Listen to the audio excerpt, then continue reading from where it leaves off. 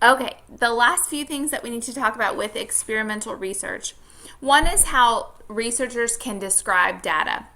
One of the ways that we describe data is through measures of central tendency.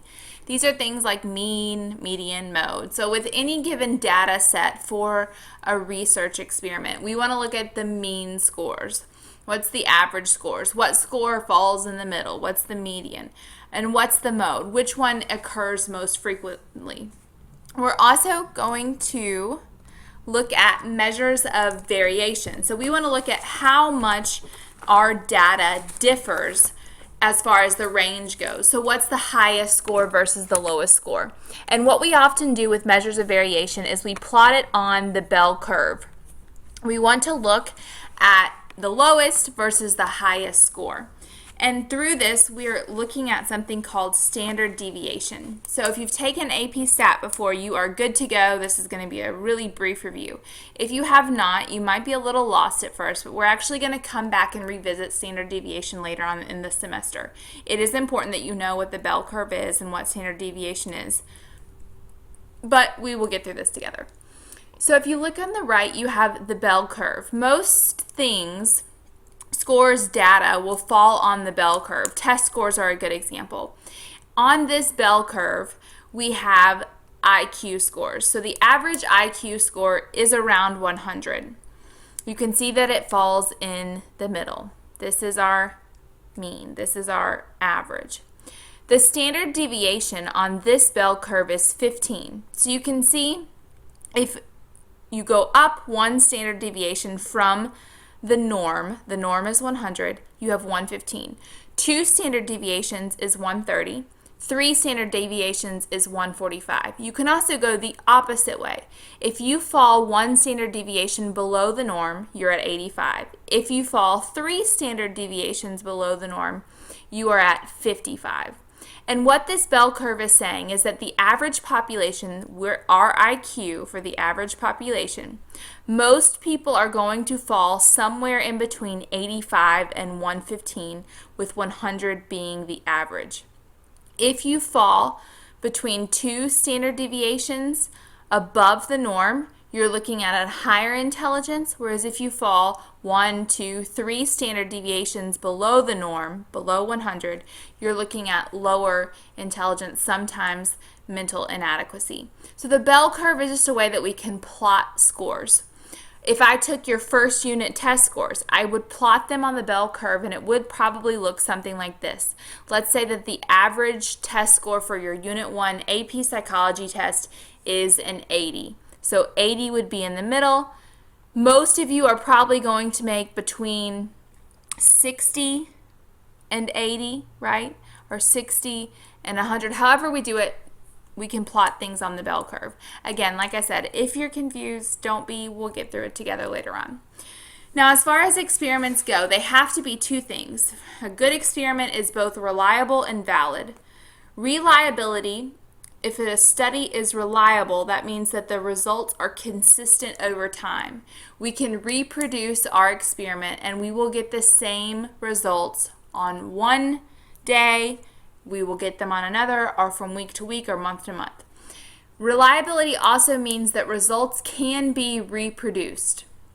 We can take our study later on in time and redo it, and we're going to get around the same results that we did the first time. Reliability also means that our population is reliable. Again, that goes back to random sampling and getting a large population for your study. Remember, the larger the population, the better, as long as your participants are chosen at random and assigned to either the experiment or control group randomly. Validity is also an important part to an experiment. Validity means, does the study measure what it's intended to? Bandura set out to measure whether or not children would imitate an adult's behavior. Does his study measure that? Yes, it does. Therefore, it's valid. And the other part to validity is, are the results truthful? We want to make sure that no data was skewed in any way or that the experimenter didn't lie about the data. If the results are truthful, if it measures what it said to, then the results are valid.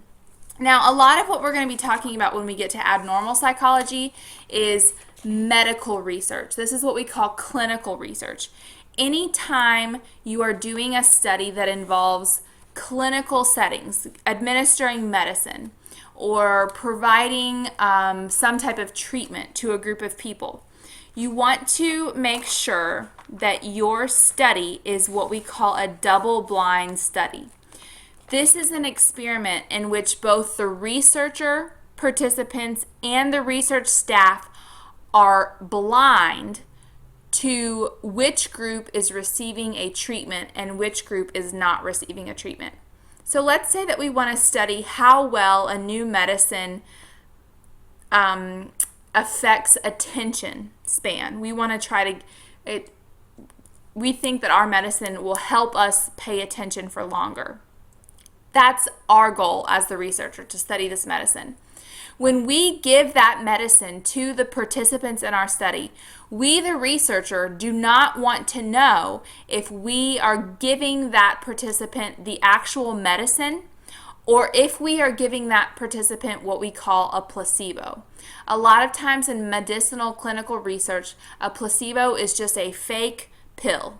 It's often a sugar pill, and it doesn't do anything for the person at all. So the participants won't know if they're getting a placebo or whether or not they're getting our new drug. And we don't want to know if that person is getting our drug or the placebo. Now, why do you think we would want to do that? Why would we want our study to be a double-blind study? The reason why we want a double-blind study is so that we don't mess up the study, so that we don't have any experimenter bias. If the participant knows they're getting the drug, they might think to themselves, oh, okay, I'm getting the drug. Oh yes, look at how much my attention span is growing. I can pay attention so much better now. And we, the experimenter, might assume the same thing. So it's best in clinical research, anytime there's a drug administered, that the study be a double-blind study.